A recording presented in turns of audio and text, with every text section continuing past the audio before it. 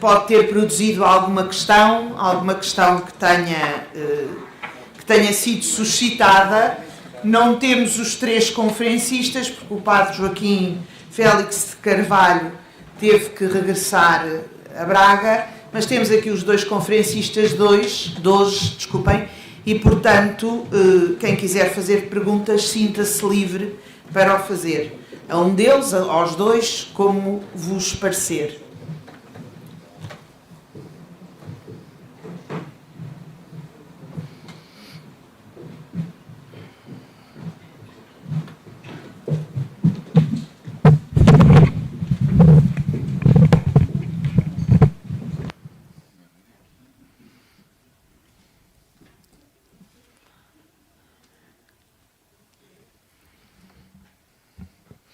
Não sei se nos grupos surgiram algumas perguntas.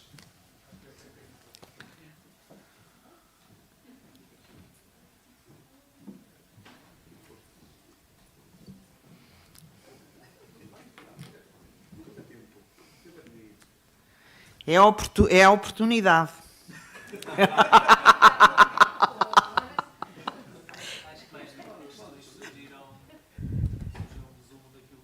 Falando, não é? Não, mas quem vai fazer o resumo é o João, não sou eu.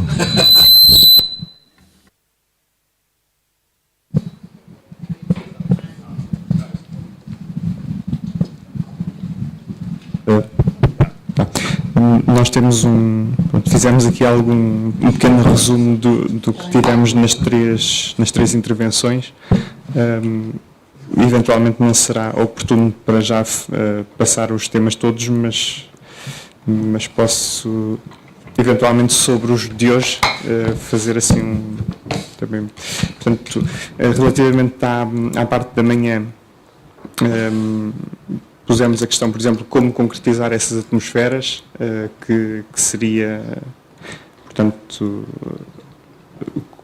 como é que depois, na sequência da concretização, isto pode ser feito, a destacar a importância, de facto, de respeitar depois o papel de cada interveniente no processo e este envolvimento dos sentidos, que não é apenas a visão.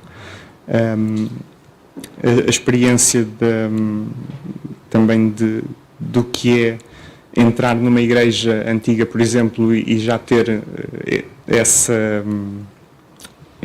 portanto, vamos dizer, aura do que se viveu durante séculos, portanto, digamos, dito de outra maneira, um respeito pelo que aconteceu ao longo desse tempo acumulado, e também a própria acumulação de experiências, que é importante no artista, no arquiteto, para depois poder criar. Por outro lado, a questão de ter existido um modelo mais ou menos similar durante alguns séculos e depois no século XX ter surgido uma profusão de modelos diferentes que acaba por criar aqui uma necessidade também de pensar algo que já estava mais ou menos estabilizado. Também o exemplo das capelas de Braga como um processo de aprendizagem interessante neste sentido da construção de algo como processo interativo com cada um dos intervenientes, portanto não apenas uma encomenda que depois é respondida unidirecionalmente. Os perigos do provisório que se torna definitivo e de querer ver a obra concluída rápido e por isso olha-se para a arquitetura como um desperdício e não tanto como um valor. E depois também as questões que vão surgindo da sinodalidade, que permitem ao parque orientar em vez de controlar tudo, e tendo também em conta as orientações que já existem. Isto relativamente à parte da manhã. Relativamente à parte da tarde, assim muito sucintamente, existem artistas, mas é necessário chamá-los. Os artistas, por vezes, também precisam soltar algumas amarras para não terem receio de participar em projetos na igreja. Também a importância de convidar artistas que não estão no meio. E, por fim, aqui um ponto que acabámos por focar de maneira bastante frequente aqui, portanto, a questão da aproximação às universidades de belas artes, de arquitetura, de design, aos seminários, outros locais de formação, portanto, esta necessidade de fazer uma aproximação a pontos em que também este impacto possa ir mais longe e também chegar melhor ao seu destino. E, eventualmente, numa vertente mais prática, a possibilidade da criação de um banco de artistas, se lhe quisermos assim chamar, como possibilidade mais prática de quando é necessário intervir, não ser uma pesquisa no escuro.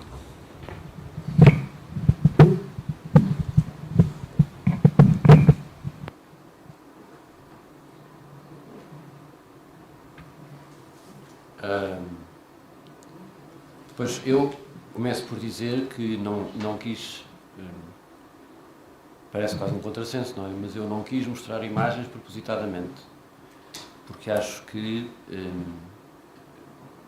compete-nos a nós aqui agora, enquanto este grupo de trabalho, estabelecer os princípios, as orientações, digamos assim, e depois dar a liberdade aos arquitetos para desenvolver o seu próprio trabalho.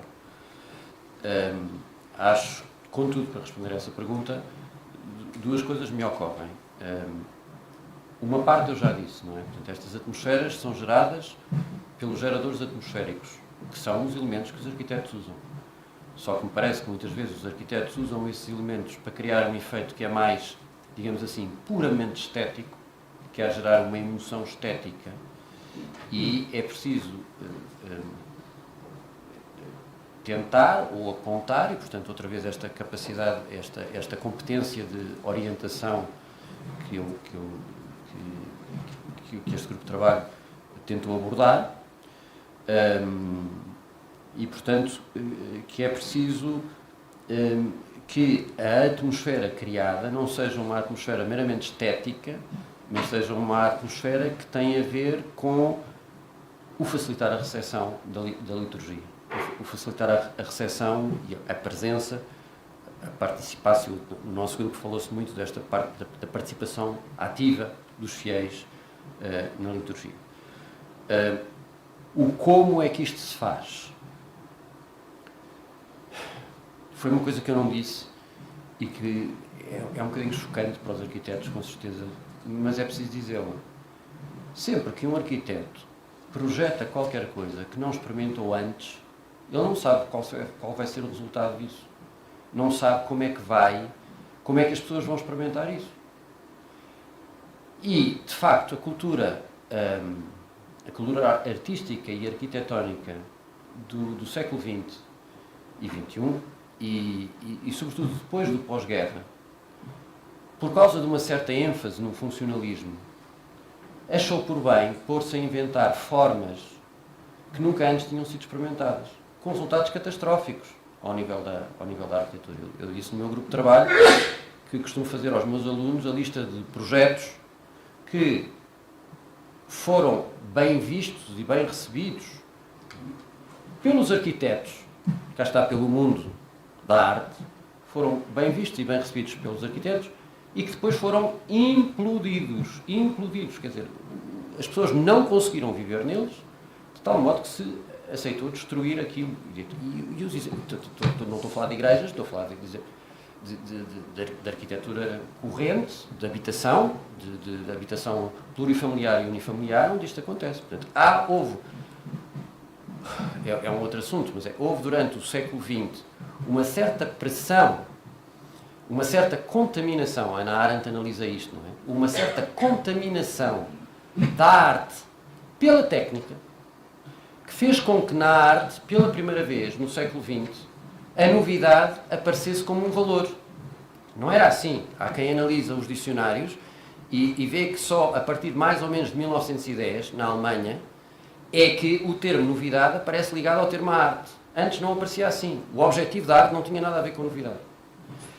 E isso parece aparecer exatamente por uma espécie de contaminação da técnica, porque de facto na técnica que as coisas novas são necessariamente melhores. O resultado disto é que ao nível arquitetónico, quando a arquitetura tem este peso antropológico que eu tentei descrever-vos, se desenha um espaço que nunca antes se experimentou de uma maneira ou de outra, a gente não sabe como é que vai ser a recepção daquilo. E muitas vezes acontece exatamente que as pessoas não conseguem viver aquilo. É visto nas revistas que o espaço é muito original e é muito interessante e é muito novo e recebe não sei quantas críticas positivas do mundo, prefiro chamar-lhe nomenclatura da arquitetura, mas depois as pessoas não conseguem lá viver. Portanto, como é que se concretizam estas atmosferas? Eu acho que há aqui um trabalho de estudo dos próprios arquitetos que não deve ser dirigido à procura da novidade ou à procura de gerar formas que correspondem a uma nova função litúrgica, porque esse é que é o problema, para ir à procura de formas que já foram experimentadas e que já existem e que podem servir de envolvência para estas novas funções, admitindo que a liturgia é uma nova função. Eu costumo dar aos meus alunos um exemplo, que é relativamente ao caso dos observatórios astronómicos. Se calhar já me ouviu com este exemplo. No final do século XIX, foram construídos 2 observatórios astronómicos, um em Nice e outro em Lisboa. E as estratégias foram completamente diferentes. É preciso dizer que os observatórios astronómicos e os laboratórios químicos são objetos que nunca não existiam, porque eram casas para aqueles telescópios gigantescos, não é? E, portanto, não existiam, sempre houve observatórios astronómicos, mas assim como casas para estes objetos enormes, não existiam. E então, as estratégias foram diferentes. No Observatório de Nice, escolheu-se esta estratégia muito moderna, que é haver uma comissão que estabelece o programa, chama-se o melhor engenheiro do mundo para resolver isto, chamaram o Eiffel, e depois chama-se o melhor arquiteto do mundo para dar uma estética e envolvência à coisa, chamaram o Tony Garnier, que era o arquiteto da Ópera de Paris. E, portanto, teoricamente, isto tinha tudo para ser altamente eficiente e durar. Em Lisboa, a estratégia foi diferente. A comissão era pluridisciplinar, tinha desde o princípio arquitetos e astrónomos e políticos, e a pergunta foi diferente, não foi arranjem uma forma nova para este uso, mas foi uma outra abordagem da arquitetura, foi descubram quais são aquelas arquiteturas que existem, quais são aquelas espacialidades, aquelas tipologias que existem, portanto agora estou a falar muito de uma linguagem técnica da arquitetura, mas descubram quais são aquelas tipologias que existem que podem de algum modo abrigar este uso que é novo. Ou seja, não se inventou uma arquitetura. Eu acho que é difícil inventar uma arquitetura que funcione como arquitetura, que dê este habitat que eu falei, é altamente improvável conseguir-se fazer isto. Portanto, resumindo, o resultado das duas abordagens, o Observatório de Nice está às moscas, ninguém usa, já não usa os telescópios, mas também já não se usa para mais nada. No Observatório de Lisboa também não se usam os telescópios, mas aquele ambiente tem tal qualidade que continuam a fazer-se lá conferências, continuam a fazer-se lá encontros, continuam-se lá a fazer uma série de coisas. Ou seja, no Observatório de Lisboa, por causa desta abordagem de ir procurar um âmbito que se sabia que funcionava, que se tinha sido experimentado, ele sobrevive enquanto arquitetura. Enquanto o Observatório de Nice, em que se tentou construir uma nova forma para acolher aquilo que se diria que era uma nova função, falhou completamente. Daqui eu dizer que é preciso os arquitetos adquirirem uma cultura que tem a ver com os espaços que foram experimentados e que se verificaram que funcionam. E tentar adaptar isso, facto que, relativamente à questão litúrgica, não me parece assim tão difícil quanto isso, porque tudo somado, o espírito da liturgia de algum modo permanece na sua essência, não na sua forma, mas na sua essência. Portanto, descobrir quais são essas formas que funcionam, e aqui falo de escalas, e falo de texturas, e falo de efeitos de luz, etc. E adaptá-los, trazê-los para a nossa contemporaneidade.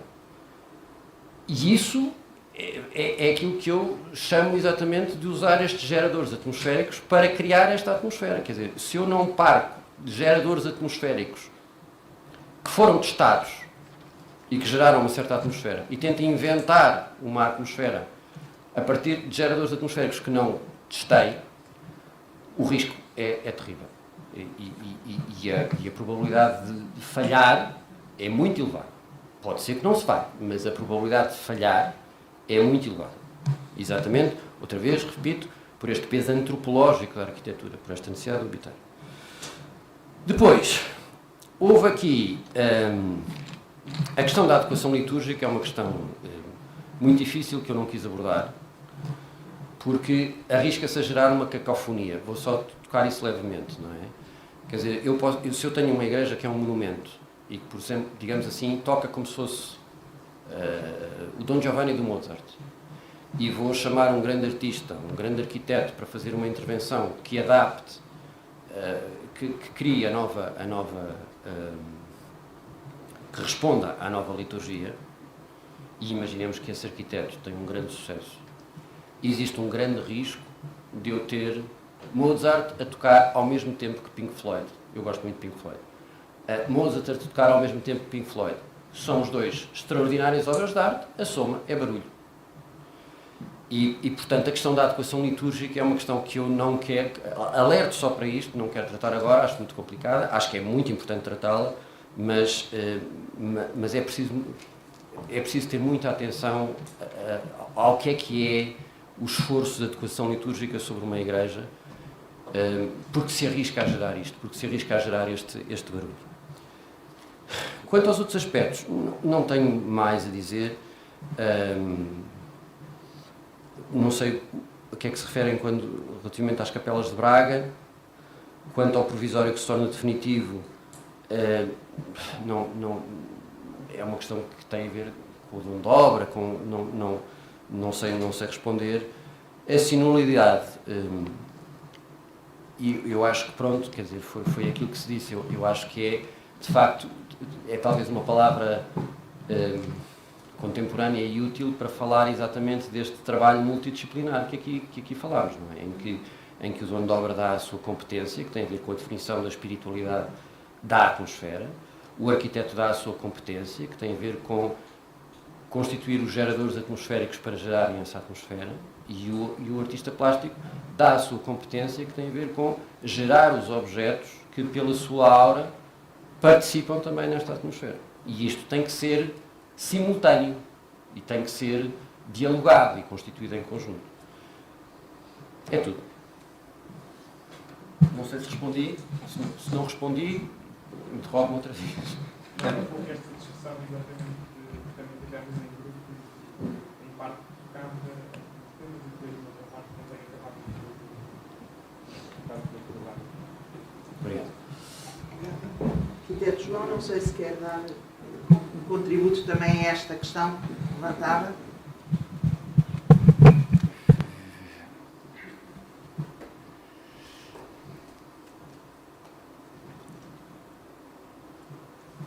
Não sei muito bem, não estou a identificar muito bem a questão.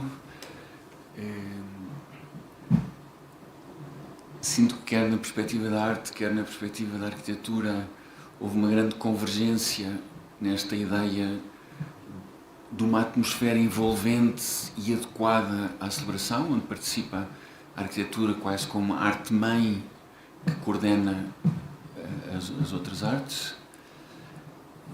Esta situação do arquiteto Pedro Abreu, de que a arquitetura vive a cultura arquitetónica do arquiteto bebe de tipologias que resultaram, e isso é a história da Igreja Ocidental, quer dizer, há algumas ramificações. As igrejas sírias são diferentes das igrejas bizantinas, há o modelo Domus Ecclesia, há o modelo Basílica, portanto há alguns modelos que foram sendo experimentados, eles evoluem ao longo da história, evoluem para melhor, colam-se também coisas que não são tão boas, portanto há uma tradição viva que vai inovando, filtrando, repetindo o que é bom, deixando cair o que é mau, e acho que a cultura de um arquiteto que faz igrejas deve-se basear nisso. O próprio Frederic Deboist, no seu livro Arquitetura do século XX, critica a ousadia da primeira igreja do Corbusier, que surge uma tipologia nova, vinda, mas que pronto, a partir daí há uma explosão de novas tipologias. Acho que o Corbusier faz assim, também nós podemos experimentar outras coisas. Essa experimentação interrompe continuidades na acústica, tem sempre dificuldades, mas há coisas que são irreversíveis no tempo, às vezes, e há um teórico de arquitetura que me interessa bastante, que é o Padrões da Arquitetura, Christopher Alexander, em que identificamos padrões vivos. Não precisamos de seguir a continuidade da Basílica Romana, mas identificamos nesta tipologia padrões que resultam menos. Os padrões vão evoluindo com o tempo. Uma varanda num prédio de cidade é ótimo para a pessoa vir apanhar ar cá fora. Se a rua se tornou infernal, deixou de funcionar, porque já ninguém quer vir ouvir barulho cá para fora. Portanto, há padrões vivos, padrões mortos, padrões nascem e morrem, e o arquiteto funciona um bocadinho com estas experiências e experimentações. Uma evolução muito interessante é a Igreja de São Lourenço em Munique, que mostrei aqui a propósito do padroeiro São Lourenço acolher a comunidade à entrada, que no fundo, entre um arquiteto de grande humildade e dois teólogos de grande envolvência no movimento litúrgico, pensam um edifício novo para uma igreja a partir da basílica. A basílica tem basicamente uma planta retangular. E a basílica tem duas coisas, que é, se a queremos alargar, temos que multiplicar colunas e alargar, mas se a queremos estender, é fácil multiplicar o módulo e podemos obter um edifício tão comprido quanto se queira, isto em questões de estrutura do telhado. E o que eles fizeram foi guardar a planta retangular e pôr a ábside, que hierarquiza um dos lados, no lado maior. Portanto, se a Basílica Romana tem a ábside no extremo, eles, de acordo com a renovação litúrgica que desemboca no Vaticano II, acharam que deviam hierarquizar a parede maior, correspondente ao eixo menor, porque assim tinha uma relação entre o presbitério e a Assembleia e o altar mais adequada à nova teologia. Portanto, aqui recupera uma categoria do passado que evolui.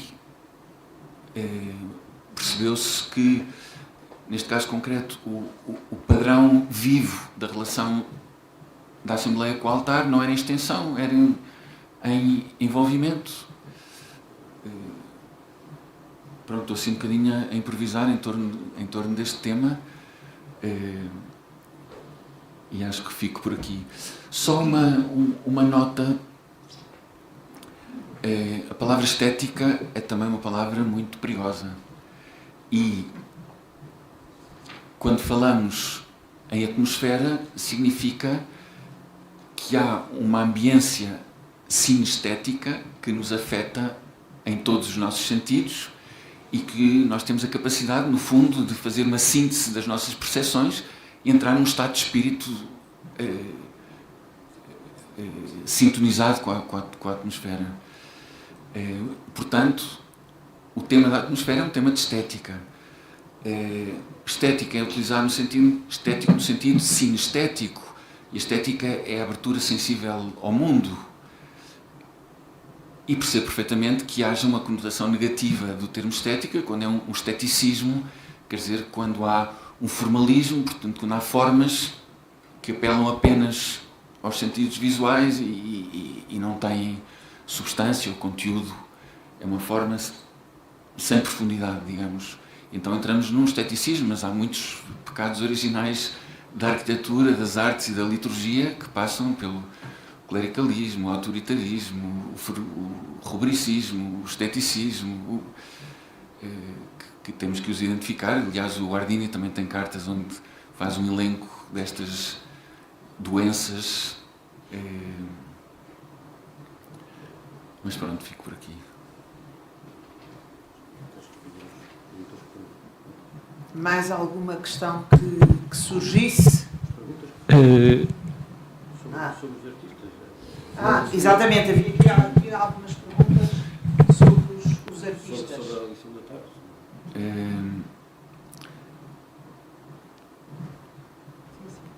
A relação com os artistas.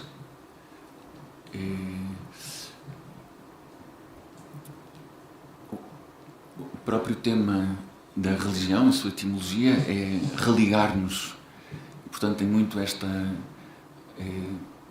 como o arquiteto Pedro Abreu desenvolveu, a atmosfera da Igreja deve-nos religar a nós próprios, à nossa identidade profunda, que ultimamente é teológica, mas também religar-nos à comunidade e também a aspectos cosmológicos da arquitetura que nos religam ao cosmos, e a aspectos sociais e a aspectos culturais. Portanto, eu dou muita importância também que a cultura religiosa derivada da fé cristã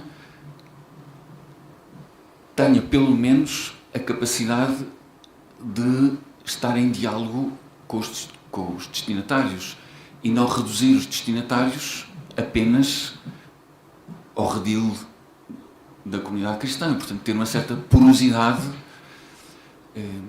E aqui entra o plano dos artistas quando muitos deles estão embebidos numa cultura que nós, Igreja, podemos dizer que é uma cultura pagã, que é uma cultura materialista, que é uma cultura subjetivista, relativista, e, portanto, denegrir totalmente o mundo para ficarmos com os valores da Igreja. E eu penso que a relação com os artistas é preciso estabelecê-la pessoalmente, conhecer as obras, ouvir, estabelecer relações, conversar, porque acredito também, assim como da Igreja irradia uma luz que é catequética, que é espiritual, e que os artistas têm sede, e muitas vezes têm preconceitos de se aproximar, também nós, Igreja, temos que escutar estes protagonistas privilegiados das inquietações do nosso tempo para as integrar na nossa linguagem, para que a nossa linguagem responda às questões do nosso mundo. E, portanto, a minha relação com os artistas penso que se devia desenvolver um bocadinho mais. Se quisermos descer à terra, e a pergunta continuava, como é que se faz a aproximação às faculdades de arquitetura, às faculdades de belas artes, como é que se faz a formação em arquitetura e artes para a liturgia, em ambientes que depois deem frutos, e tudo isso está bastante por fazer.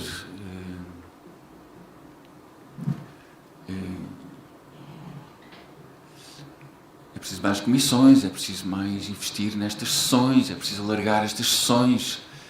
Mesmo esta sessão que nós nos esforçamos por publicitar em várias escolas de artes e de arquitetura, acabam por reunir pessoas que, pela sua simpatia, têm esta problemática de juntar a fé, a arquitetura e as artes, porque somos cristãos. Mas o diálogo com não cristãos também podia trazer contributos, às vezes inquietantes, precisam de discernimento. Estamos a falar. A arte superficial é superficial e passa. Uma arte de qualidade tem profundidade. Se tem profundidade, não fica na subjetividade do artista. Vai a uma dimensão de profundidade em que o artista é catalisador e é representante de uma dimensão existencial do ser humano. Isso é um contributo altamente positivo. E, portanto, também os artistas podem trazer contributos de linguagem, de questionamento às artes da Igreja.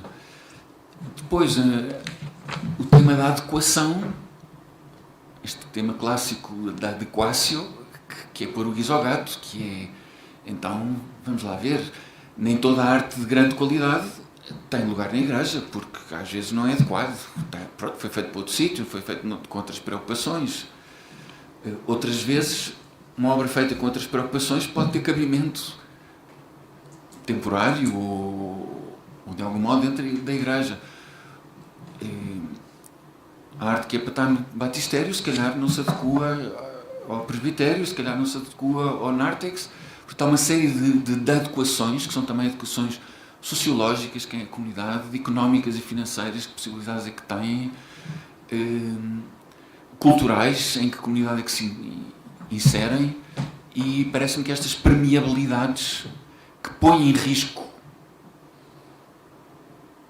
a identidade da liturgia, mas a nossa liturgia, se exprime bem a essência do cristianismo, está sempre em risco.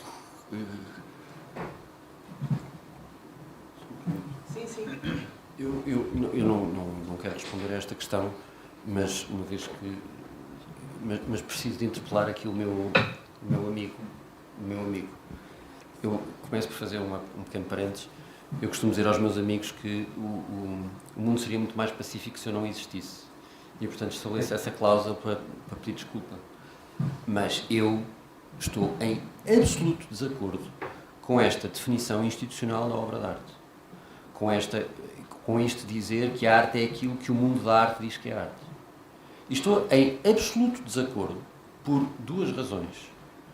Porque esta definição de arte não é útil nem aos artistas, nem aos usufruidores da arte.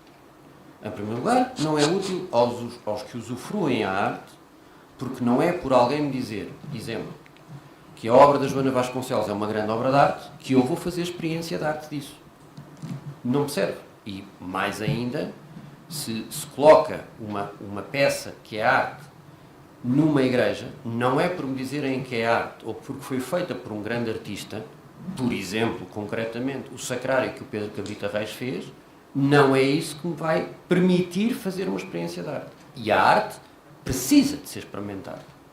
Portanto, uma definição institucional, que é esta definição do mundo da arte, adquiriu o nome no pragmatismo americano de definição institucional da arte, que é, de facto, a definição mais corrente. Nós vergamos essa definição institucional da arte. Há um conjunto de críticos, uma nomenclatura que diz aquele artista é um grande artista e pronto, tudo aquilo que ele faz é arte. Mas não é assim. A arte não foi feita para funcionar assim. A arte não é uma espécie, como eu costumo dizer, quer dizer, as pessoas vão ver as exposições da Joana Vasconcelos, desculpem estar a usá-la como alvo, e não é só ela, mas repito o meu meia-culpa que fiz no início, de que o mundo era mais pacífico se eu não existisse.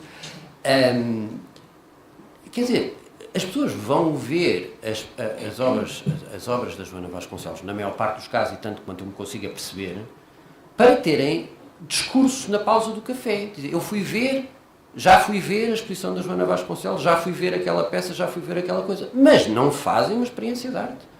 Uma experiência de arte é uma experiência que, no mínimo, suscita que eu volte a ela. Eu, quando vou a Roma, gosto de voltar a ver o Êxtase de Santa Teresa do Bernini e gosto de voltar a ver a Escolha de Mateus do Caravaggio, etc, etc, etc. E não tenho nenhuma paciência para voltar a ver o Sapato da Joana Vasconcelos ou o Candeeiro com os coisas, etc, etc. Portanto, não é por me dizerem que é arte que eu faço experiência de arte. E se eu não faço experiência de arte, não é arte para mim. Porque a arte é para ser experimentada. Portanto, em primeiro lugar, a definição institucional de arte não serve àqueles que usufruem da obra de arte. Mas não é só isso. É que não serve aos próprios artistas. Porque o processo de arte, e aqui falo com conhecimento de causa, porque também ponho em execução este método, o processo de arte é um processo de tentativa e erro. O processo de arte não é um processo dedutivo. Não é um processo de uma eliminação. Tive uma eliminação e tenho. O processo de arte é um processo de tentativa e erro.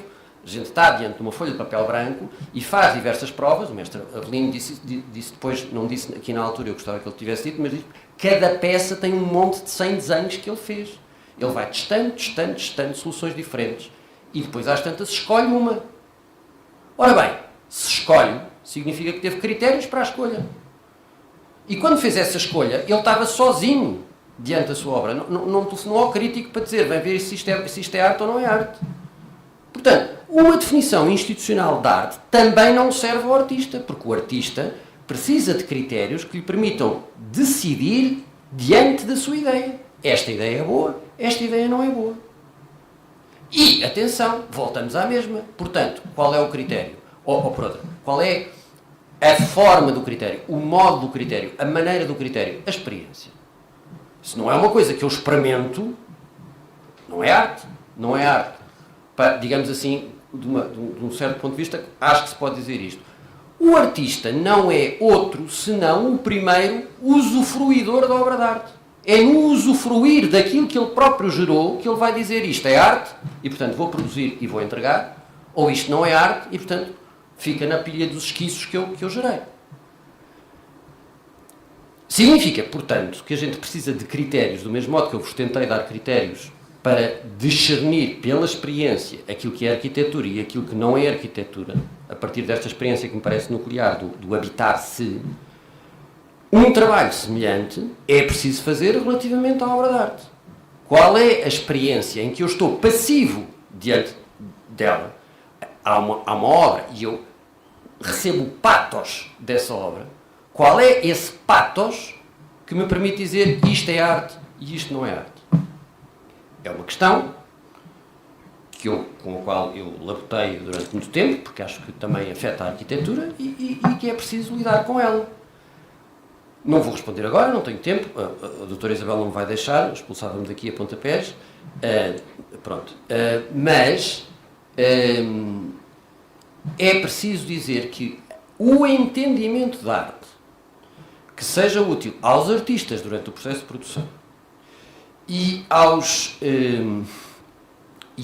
usufruidores, portanto, nesta perspectiva da assembleia que usufrui a arte litúrgica, e acho que esta chamada de atenção é muito pertinente, não a arte para a liturgia, mas a arte em si litúrgica, o modo de juízo tem que ser a partir da experiência.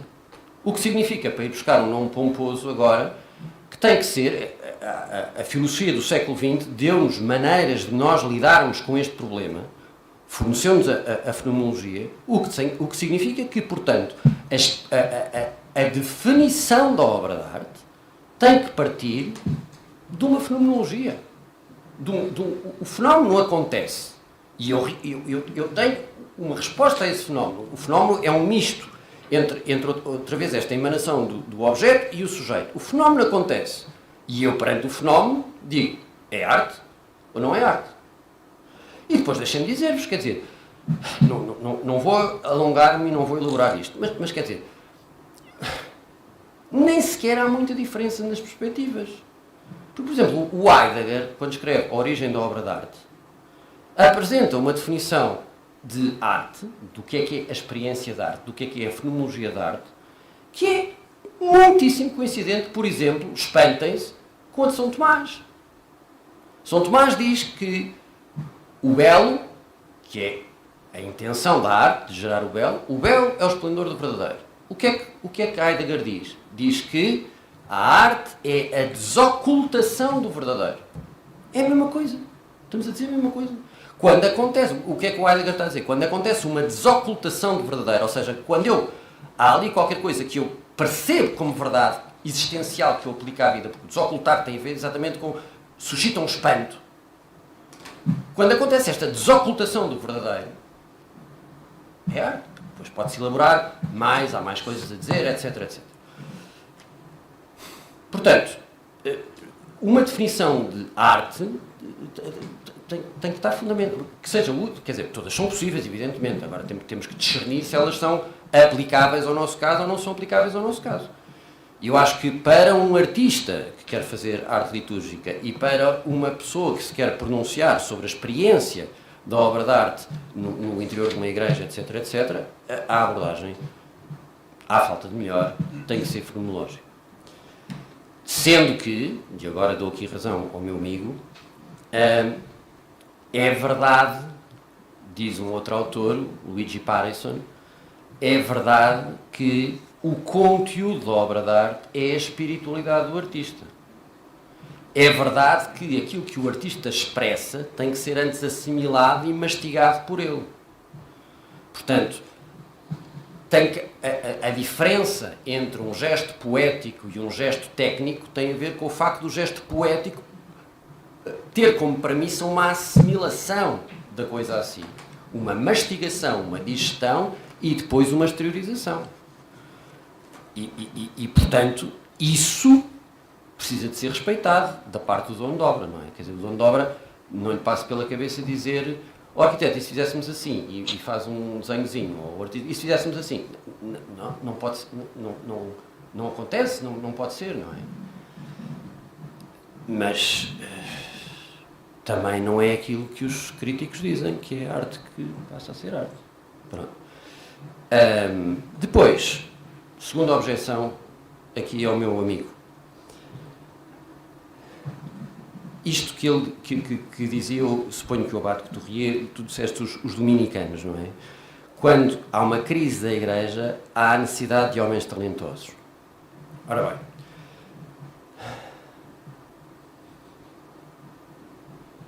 bem, vou dizer assim, pronto, eu acho que a Igreja não tem crises. Crises no sentido daquilo que acontece no mundo, de rupturas, de momentos em que está à beira de desaparecer. Não tem, quer dizer, eu aprendi isto da minha orientadora, da Maria Antonieta Cripa, que ela uma vez assistiu a uma conferência cá em Portugal, para a qual eu tinha convidado, em que havia alguém que contava a história da liturgia. E em súmula, assim muito reduzido e se calhar não sendo completamente justo com aquilo que era dito, aquilo que aquela pessoa dizia é que tinha havido arquitetura de igrejas boa e de qualidade antes do Edito de Milão, antes de 313, e depois tinha havido outra vez boa arquitetura de igrejas depois do Vaticano II. E no meio, a liturgia era uma vergonha. E eu disse, mas desculpa, quer dizer, no meio temos o gótico e temos o barroco. Então, se o gótico e o barroco não nascem da liturgia, como é que aquelas obras nasceram? Porque têm uma qualidade impressionante. Como é que aquelas obras nasceram? E portanto, não sou teólogo, não sou historiador da Igreja, mas estou convencido que a Igreja não tem crises, quer dizer, tem crises de crescimento, tem desafios, mas nunca está submetida a um momento de ruptura. Ora, se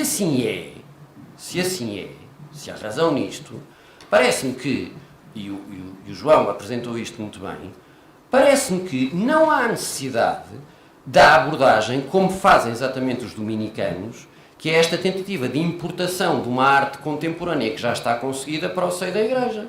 E que aquilo que faz sentido é a abordagem, que também disseste muito bem, que faz o Romano Guardini e o movimento litúrgico, que é de formar as pessoas que têm esta vocação artística, como ele fez com o Schwartz, a partir da liturgia. É a partir da liturgia, e por isso é que eu estou aqui, porque acredito piamente que seja assim, é a partir da liturgia, a partir da eclesiologia, sendo informado no sentido literal do termo, feito, ganhando forma a partir daí, que se pode depois ser artista da arte litúrgica. Se pelo contrário uma pessoa já vem com os seus preconceitos do que é que deve ser a arte religiosa ou a arte litúrgica, porque mesmo a intervenção do Chaves naquela igreja, quer dizer, é perturbadora, é disruptiva, não favorece o entendimento. Eu tenho um imenso respeito e um imenso apreço pelo Rui Chaves, não é? Não favorece um entendimento da Assembleia da liturgia, não é? Portanto, se a arquitetura se a Igreja não tem estas crises assim que implicam momentos de ruptura, parece-me que a estratégia, e se eu estiver engarrado, corrijam-me se faz favor, mas é esta que nós estamos a seguir aqui. Quer dizer, percebermos como é que a partir da liturgia podemos gerar formas. Se convidamos o Picasso, vamos ter aquela resposta, não é? Pronto, é assim.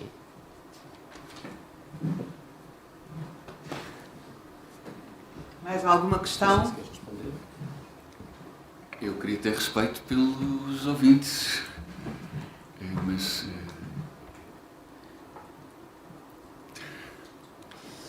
Pedro, surgiram algumas dúvidas no... Sim, duas questões talvez que vale a pena abordar, que é, por um lado, aquela questão de arte e a arte profissional.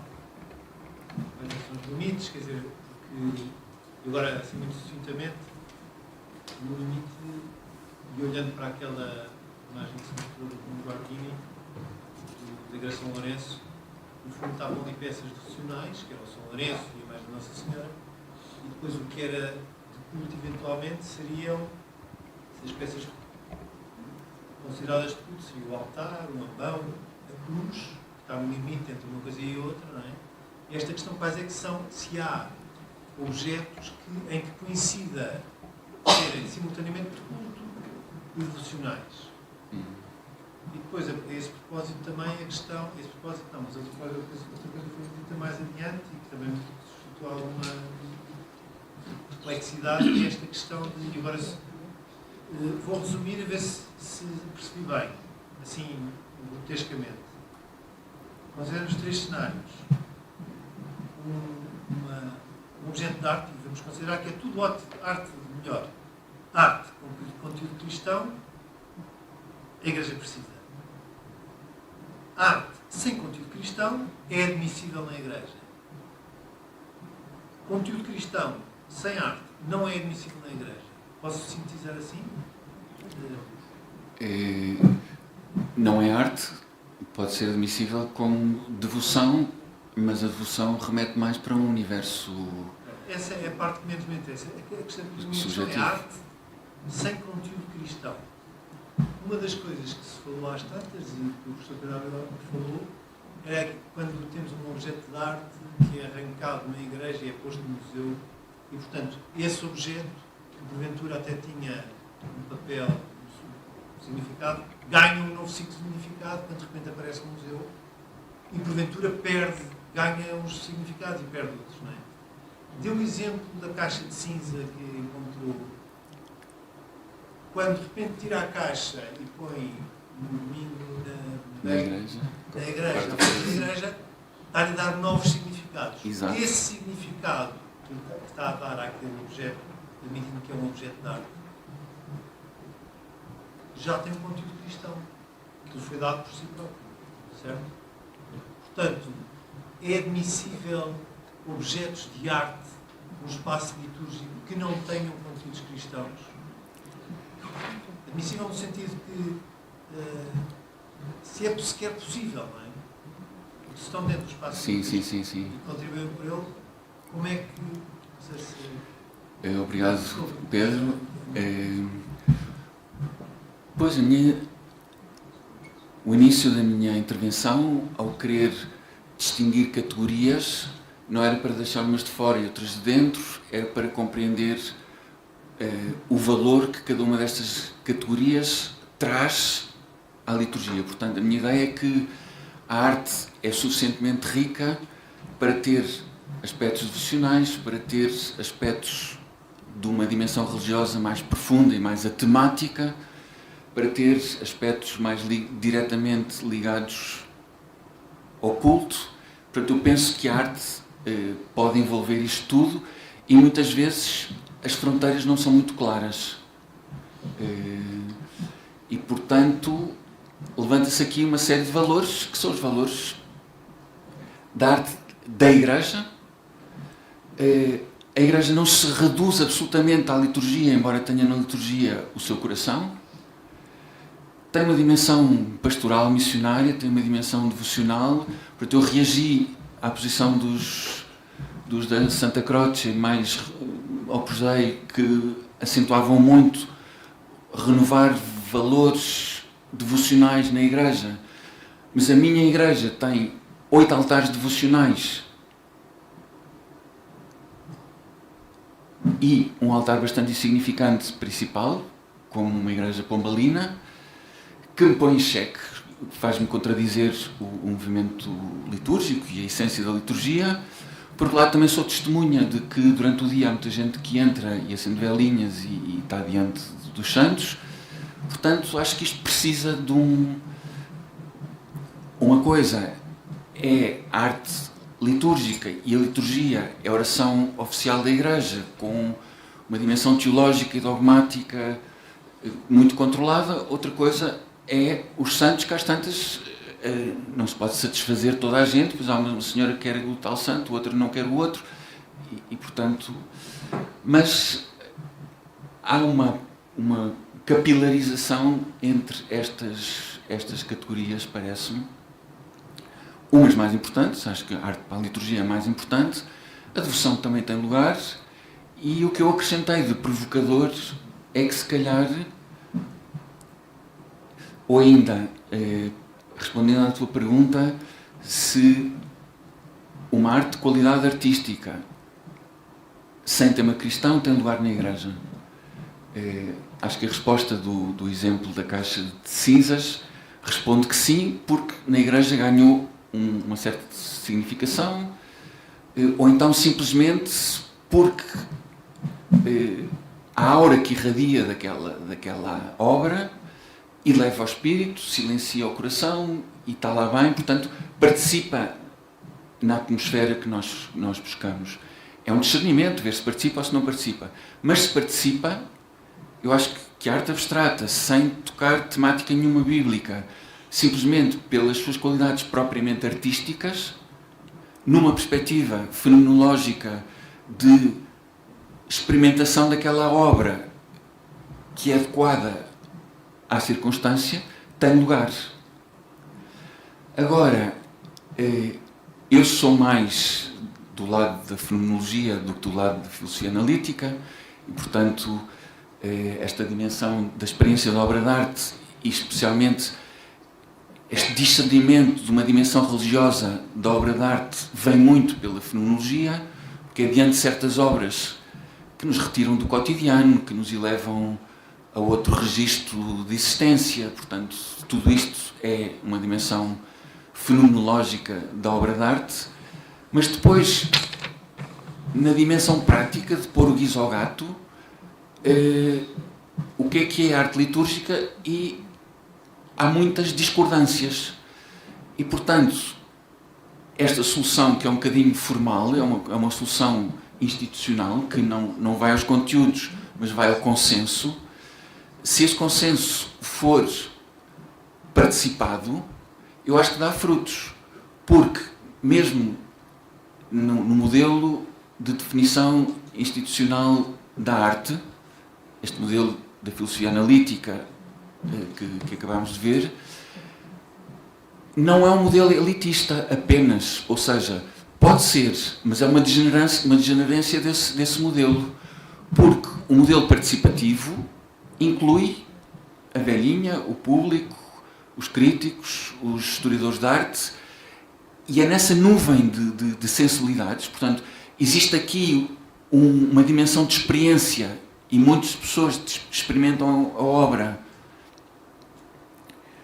que se chega a um consenso. Portanto, não é assim tão elitista quanto na realidade às vezes de facto é, e o Pedro tem razão. Mas é um bom modelo para implementar em comissões de igreja e enriquecer essas comissões escutando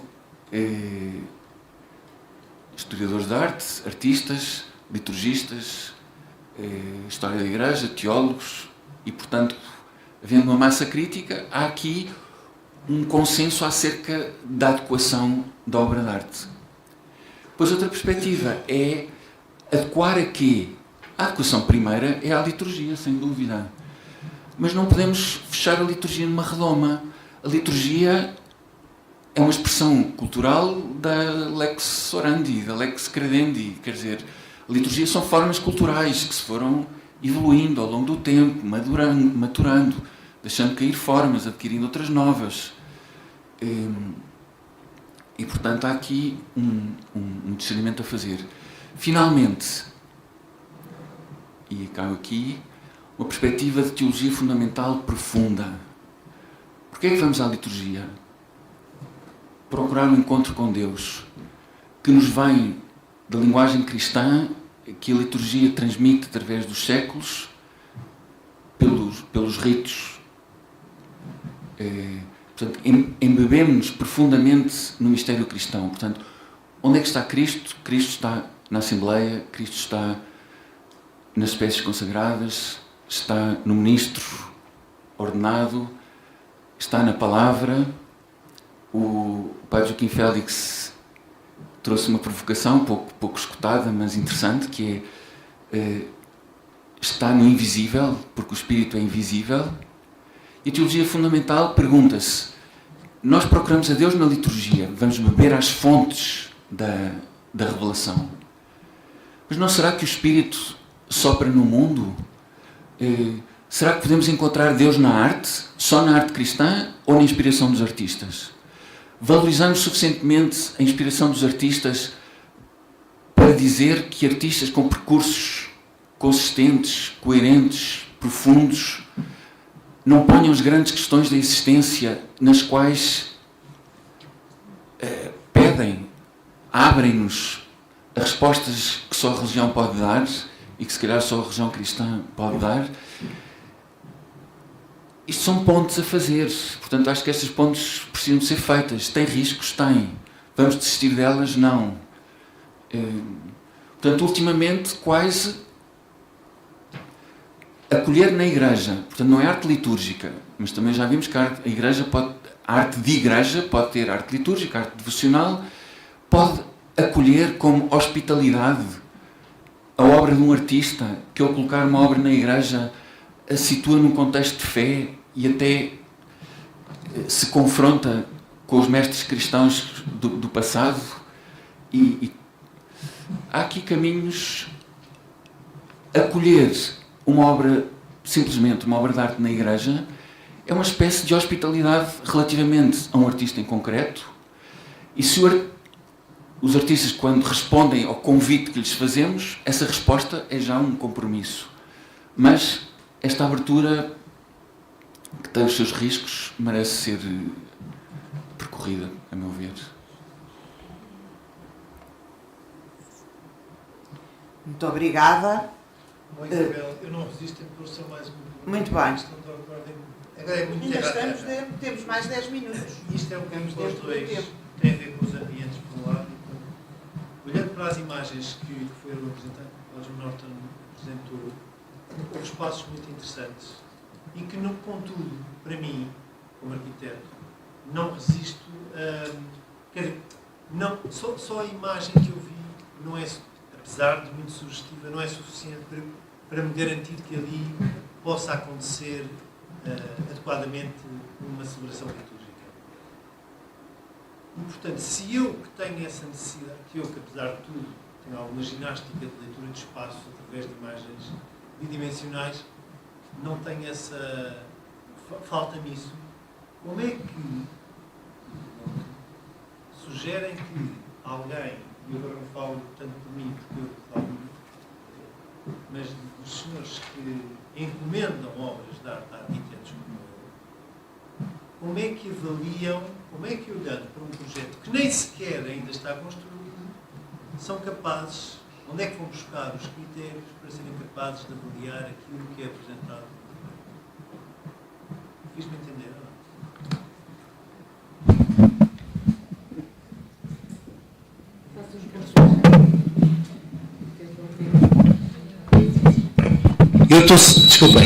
Eu estou certo dos projetos que faço, sem prejuízo de estar... Imaginem, eu sou arquiteto, sou encomenda a algum destes senhores padres me encomenda um projeto. E eu faço com a melhor das intenções. Quando apresento o projeto, darei as minhas razões, mas a certeza deles no meu projeto deve ser, de alguma maneira, deve ter forma, ou devem encontrar critérios para poder avaliar isso. Pergunto. Ou não, ou acham que não? Ou fecham os olhos e dizem, este arquiteto é genial, faça segundo a sua vontade.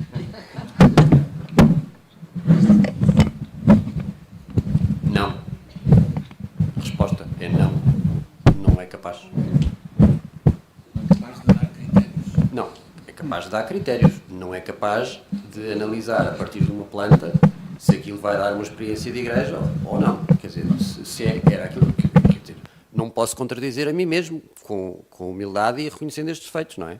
Se eu estava a dizer ali ao João, se eu estava ali a dizer ao João que... se eu estava ali a dizer ao João que os arquitetos, quando produzem uma forma que sabem que é uma coisa nova e que nunca experimentaram, não conseguem antecipar qual é a experiência que aquilo vai dar. Em verdade, não conseguem. E isto não é uma coisa que se passa só com os alunos da Faculdade de Arquitetura, os professores também não. Quer dizer, das duas uma. Ou eu sei que um cubo de 3x3x3 revestido de madeira já o experimentei e sei que aquilo tem um certo comportamento, e eu já vos disse, quer dizer, a coisa é sinestésica e, portanto, tem a ver com o som, tem a ver com a luz, tem a ver... Ou eu já experimentei, ou se não experimentei, eu, enquanto arquiteto, não sei dizer. Então, se eu não sei dizer, como é que uma pessoa que não passou por experiências arquitetónicas, que não fez esta passagem de uma experiência que acontece no espaço para um desenho que acontece bidimensionalmente, se não fez essa experiência, se não tem esse léxico, se não tem essa cultura, como é que ele se pode pronunciar sobre isso? Não pode. Tem que confiar no que diz respeito à avaliação da atmosfera.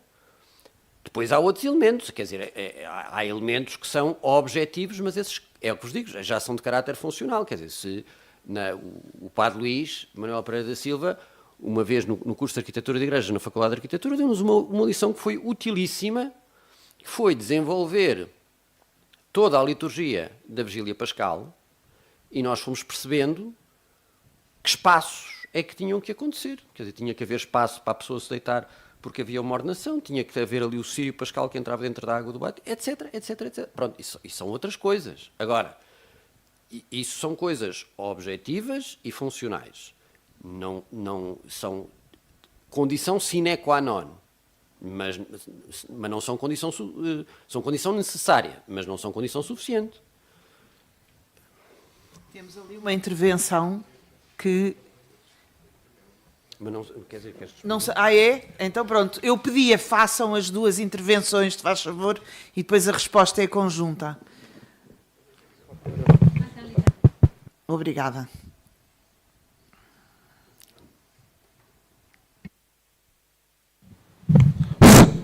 São as duas últimas. Ok. Então, muito brevemente, e nem sei se é pergunta, mas para pontualizar de um ponto de vista até teológico aquilo que disse o Sr. Arquiteto.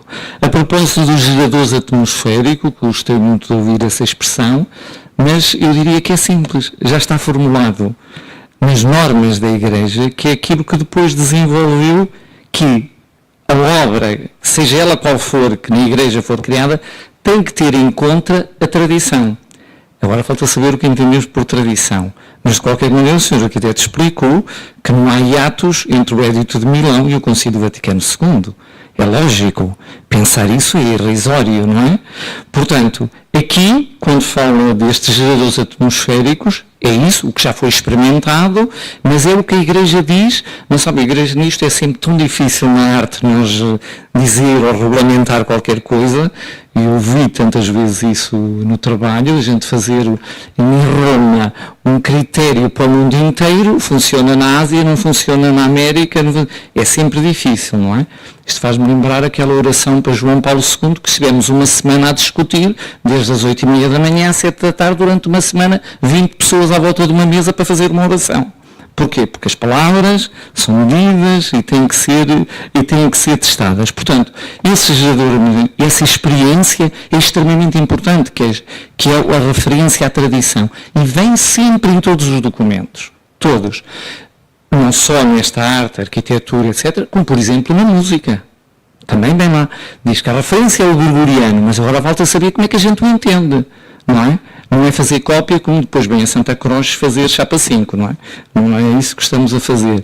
E aqui a novidade, de facto, é aquilo que se fala, porque deu uma sensação que se falava muito de liturgia, a gente não sabe o que é muito bem a liturgia, parece que é uma coisa que vem de fora. A liturgia é uma realidade de pessoas a viver no Espírito Santo hoje, aqui e agora.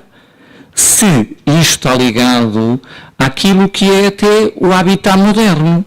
Se eu hoje tenho condições de habitação e vivemos da maneira que vivemos, até nas formas arquiteturais e tudo, eu não posso desencarnar este habitat para estas pessoas que vivem desta forma, depois querê-las pôr na igreja numa coisa que lhe é alheia.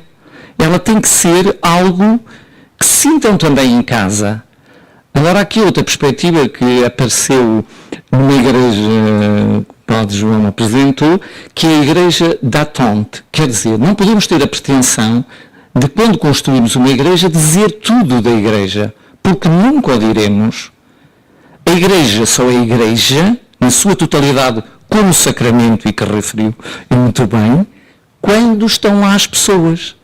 Aí é que é a igreja. Portanto, o espaço vazio deve ser memorial da ausência de uma Assembleia. E aí a genialidade do arquiteto para o fazer. Para que, de facto, ela tenha essa referência espiritual que as pessoas também encontram. Que é a presença na ausência. Não é? Isto estava para fazer uma grande reflexão. Este é um aspecto. Do outro aspecto que o senhor arquiteto chamou de funcional, etc., eu vi-o mais por uma relação prosémica, como no sentido de Edward Hall, que é aquilo que determina, de facto, eu estar num espaço, não ter um espaço de invasão que eu tenho que respeitar numa igreja e que depois vai-me dar todo o conjunto. Em relação à obra de arte, isto é só para resumir e muito depressa, temos que ver que, de facto, uma obra de arte, ela, depois de produzida, tem uma autonomia.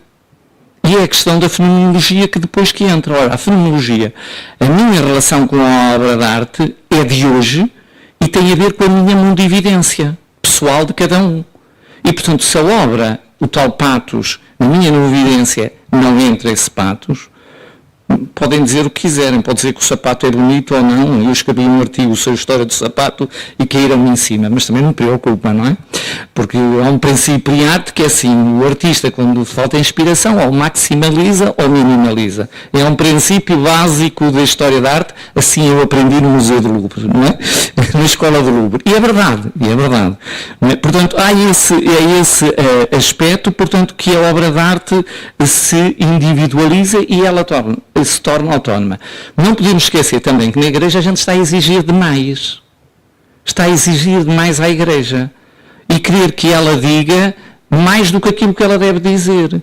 Porque isto pôs o problema quando se fez o novo missal, que eu trabalhei muito no missal, que é o problema da linguagem. Quer dizer, nós temos de ter consciência que estamos numa igreja que tem um discurso muito próprio, muito específico, litúrgico, uma linguagem muito própria, e que entende, de facto, aquilo que é o comum dos cristãos, que é para aquelas pessoas que estão a celebrar aqui e agora. Não posso ter a pretensão de entrar alguém dentro da igreja e que perceba imediatamente, como nunca viu, que aquilo é o corpo de Cristo. E não é por esse facto que eu tenho que mudar a linguagem e torná-la popularucha. Assim, uma coisa como surgiu o problema depois quando fui para o Missal do Brasil, que era a linguagem do calçadão. Quer dizer, há uma história e há um conjunto, uma mundividência e um fundo que se deve tornar presente, que é a linguagem própria da Igreja, que tem a ver com a Sagrada Escritura, tem a ver com as formas que se foram acumulando ao longo do tempo e que dizem, digamos agora, aos iniciados. E, portanto, agora a arte e a obra em si deve ser interpelante naquilo que é o patos, na questão fenomenológica, que vai além deste discurso, mas que a obra pode suscitar. E então aí depois entra o diálogo em processo. E é isso que tem que se fazer, assim, resumidamente, para não perder muito tempo, mas é este horizonte que é preciso perceber, senão andamos a discutir só em princípios e não chegamos. A resposta ao senhor arquiteto, como é que eu vejo no papel? Eu diria que agora o senhor já tem o ACAD e a gente consegue ver tudo. Não é? Portanto, desse aspecto, mas agora, vale, mas agora calma, eu sei que vem dizer que não, ok? Já vou dizer que não. de facto, tem a ver com a funcionalidade, com a relação proxémica, etc. O resto é o senhor que tem que criar, eu não vou julgar. Não lhe vou dizer nem qual é a forma, nem se é à direita, se é à esquerda, se é quadrada, se é cuba, se é redonda. Isso é o trabalho do senhor. Portanto, eu tenho a ver com uma relação que é funcional, sem dúvida, que é proxémica e que é ritual. Eu posso olhar para o seu papel e vejo logo assim, isto não funciona, porque de facto eu preciso ir daqui para ali, fazer uma procissão do andão para o... E isto está tudo aí cheio de degraus e eu vou cair, eu e as pessoas todas que tiverem os acólitos com as velas e tudo. Portanto é aí que eu aí vou ver. Agora, a opção, o princípio arquitetural construtivo é o senhor que o define. Ok? Obrigado. Obrigada. Passamos ali para a última pergunta. Boa tarde a todos. Pomos aqui a questão que é o ambiente, a atmosfera e a diferença do seu uso no espaço de uma comunidade. Quando nos referimos ao espaço, pode ser a capela, o oratório, privado, público, etc. Era a visão que vocês têm, ou o Sr. Arquiteto tem, em relação a esta questão.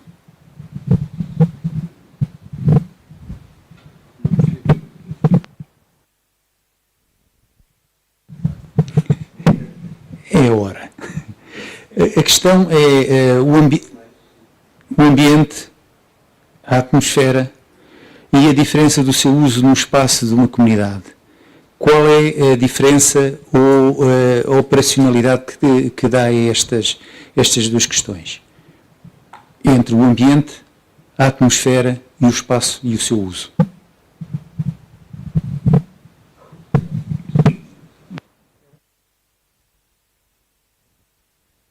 E vou precisar de uma semana para preparar a resposta, tá? Eu sei perfeitamente as perguntas.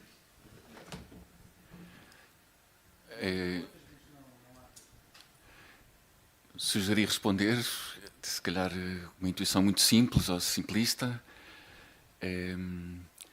a relação do ambiente, da atmosfera com a comunidade. Portanto, as comunidades são diferentes e as atmosferas devem ser adequadas à comunidade. Muito concretamente, uma capela de noviços de uma ordem religiosa tem uma atmosfera de intimidade, portanto, alguma penumbra, materiais quentes. A atmosfera de uma igreja paroquial de celebração dominical é mais luminosa, portanto, a penumbra da intimidade que convém a uma comunidade de noviços não é a mesma de uma luminosidade de uma comunidade paroquial. E diria também que estas atmosferas, que têm uma dimensão fenomenológica, mas também têm uma dimensão conotativa, de significação, como o arquiteto Pedro desenvolveu, há conotações também. Portanto, uma paróquia não tem as mesmas conotações de uma catedral. A liturgia da catedral é diferente da liturgia da paróquia. Se nós celebramos na mesma atitude numa catedral ou na paróquia ou numa capela, estará desfasada em alguma das circunstâncias. E também as atmosferas adequadas, penso que são variadas. A atmosfera adequada de um bairro simples, pobre, deve ter dignidade. As pessoas devem sair das suas casas de pobreza e encontrar na igreja alguma dignidade, mas não pode cair de fora um meteorito em mármore, não é?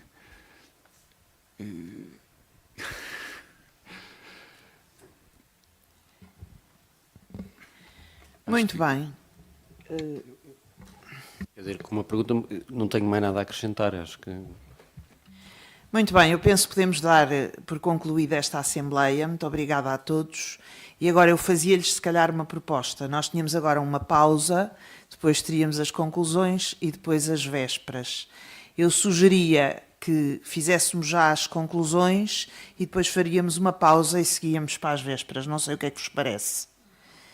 que poupávamos aqui há algum tempo e talvez consigamos chegar um bocadinho mais cedo. Então, Não, fiquem. Eu vou apenas pontualizar algumas coisas que foram aqui ditas e depois no texto será mais desenvolvido. Portanto, nós tivemos hoje a Jornada Nacional de Arquitetura e Artes para a Liturgia e, sobretudo, pensámos, e porque nos foi pedida, uma jornada de formação. E pensámos que fosse sobre os fundamentos. Recorrendo ao cartaz como imagem, escolhemos a âncora, porque estamos no ano jubilar e a bula de indição deste ano jubilar referia precisamente a âncora, um símbolo primitivo que sublinha a firmeza, a certeza da vida eterna, a certeza da ressurreição. O 9 de novembro, esta data também por ser próximo, como o Sr. Dom José Cordeiro referiu logo no início, da dedicação da Basílica de Latrão, no sentido também de haver uma relação. E agora ia chamar a atenção para alguns pontos que a mim me pareceram relevantes. Não tenho a pretensão de abordar todos os pontos e tentarei fazer uma apresentação relativamente curta. Um dos primeiros pontos que o Dom José aqui afirmou foi que a arquitetura e as artes conseguem responder com a beleza, a verdade e a bondade. Pretende-se também que este seja um lugar de diálogo aberto e construção e, sobretudo, a promoção de uma maior epifania de beleza. Os elementos do espaço litúrgico não são mobiliário e decoração, mas lugares de presença. Já foram aqui várias vezes referidos os lugares da presença de Cristo, ou seja, esta presença que entra na história e que abraça toda a história, como diz von Balthasar. Dom José chamou a atenção, e de facto eu desafio sempre quando faço as formações litúrgicas em Lisboa, no Patriarcado, chamo sempre a atenção, voltar sempre ajuda à oração da dedicação da Igreja e do altar. São muito inspiradoras, para além de serem muito plásticas, tendo em conta as imagens que nos apresentam. A qualidade da beleza e a beleza da evangelização e da celebração litúrgica envolve tudo. Ou seja, envolve todos os sentidos, envolve-nos a nós e a toda a comunidade que connosco celebra. A cultura e a caridade pastoral são eloquentes e comprometem o povo santo de Deus. Tivemos uma primeira conferência com uma construção poética intitulada Tropário da Liturgia na Casa do Ser e fomos introduzidos através de um percurso, através da história da salvação. Houve um primeiro momento em que se sublinhou o espírito da liturgia e eu aqui gostava de sublinhar os três aspectos. O primeiro, o jogo, ou seja, entrar sem ter uma finalidade utilitária. A liturgia convida-nos a esta entrada sem ter esta finalidade utilitária. Depois a festa no deserto, ou seja, a experiência da travessia que antecipa no tempo a participação desta vida na vida em Deus. E depois o labirinto, no sentido do caminho que permite ir em ordem ao mistério. E parece-me que isto é muito esclarecedor ou muito desafiador, se quisermos dizer assim, do espírito da liturgia. Depois fizemos um percurso, História da Salvação, Mistério Pascal, as presenças de Cristo, liturgia, não liturgia, tempo e lugar, atmosfera, ars celebrandi, viver liturgicamente, formação litúrgica. No fundo, foi um percurso para entrarmos poeticamente na profundidade dos fundamentos da liturgia. E a mim provocou-me quando o padre Joaquim Félix, a certa altura, diz: celebrar é uma obra de arte total. Basta viver na sua presença, viver a vida da Igreja. Tudo obedece à santa disciplina da harmonia, obra de arte total, encarnação da carne no mundo. E, no final, sublinhou que, citando Romano Guardini, que a liturgia diz respeito à realidade, não é puro conhecimento, mas plena realidade, é axiolitúrgica. Implica ação, fazer, ordem, implica o ser, é da ordem ontológica. E um outro aspecto que ele também sublinhou, que os textos eucológicos, ou seja, as orações da liturgia, são sempre novos. É sempre um encontro entre uma liberdade finita do homem e uma liberdade infinita de Deus. Ao homem é exigido um reconhecimento, Deus manifesta-se e está presente na liturgia.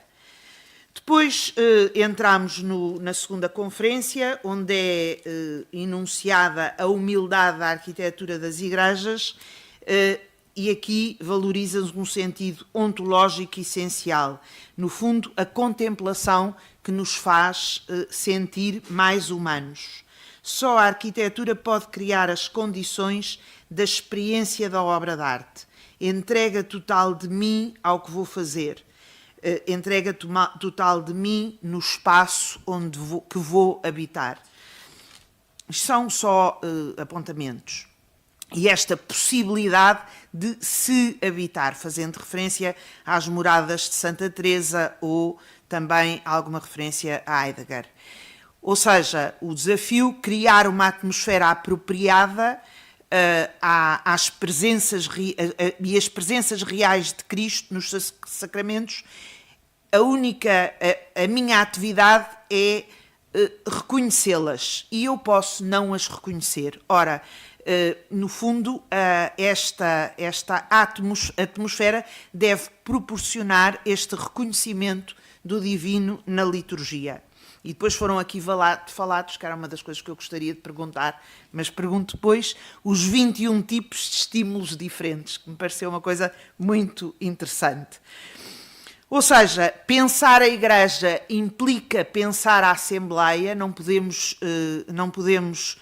não ter presente a Assembleia, e aqui há dois aspectos que ao longo da história andaram sempre a par. Ou seja, a ideia que temos de Igreja implica a liturgia que celebramos. E a liturgia que celebramos depende ou está intimamente ligada à ideia que temos de Igreja. Ou seja, eclesiologia e liturgia estão intimamente unidas. E se pensarmos, o nosso missal diz reunido o povo. Portanto, neste momento, a liturgia implica a Assembleia, o povo de Deus, a Assembleia Santa. Portanto, a Assembleia é este conjunto de fiéis onde se situa o essencial da questão perceptiva, a recepção da liturgia e a participação na liturgia. E por isso não podemos perder de foco, se pudermos dizer assim, a dimensão horizontal da encarnação.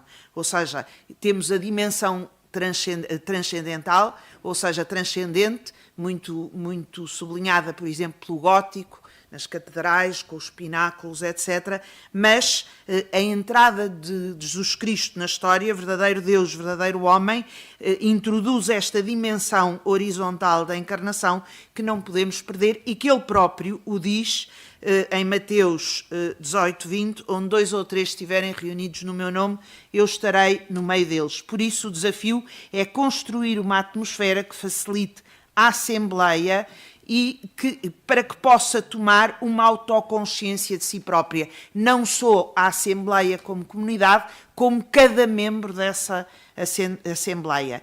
E isto muito provocado por aquilo que também Jesus diz na sua oração, podemos ler nos Evangelhos, em particular em São João, que todos sejam um. E por isso daqui implica o acolhimento, o recolhimento e a gratidão. Na última conferência falámos da arte na liturgia, o padre João Norton começou com a questão da ramificação da cultura, desafiou a pensarmos as categorias para pensar as artes para a liturgia, depois com um interlúdio sobre a crise moderna da arte sacra, que também já aqui na Assembleia foi bastante referida, e depois a arte da Igreja, as artes para a liturgia hoje e amanhã, a arte religiosa, cristã, sacra, devocional, a própria criação do lugar da liturgia, que é a liturgia como lugar.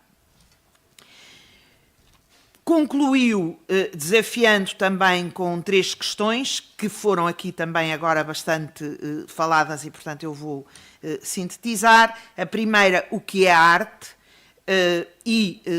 claramente percebemos como a arte precisa de ser experimentada. A arte não é o que uma pessoa ou um grupo de pessoas diz o que é arte, mas é a experiência que cada pessoa faz da arte, e essa experiência ajuizada. Depois é importante, como o padre John Norton desafiou, aprofundar a afinidade intrínseca entre a arte e a liturgia e sobretudo, realizar um discernimento sobre a adequação, ou seja, um juízo que parta da experiência da arte, propriamente dito. E a adequação tanto à liturgia como à cultura dos destinatários em perspectiva pastoral e missionária. Ou seja, a adequação da liturgia também às próprias artes. E o desafio depois final da hospitalidade e diálogo com a arte e a cultura secular, ou seja, se a cultura e a religião são criações humanas e a arte insere-se nestas criações humanas e, portanto, há este diálogo e esta hospitalidade e diálogo.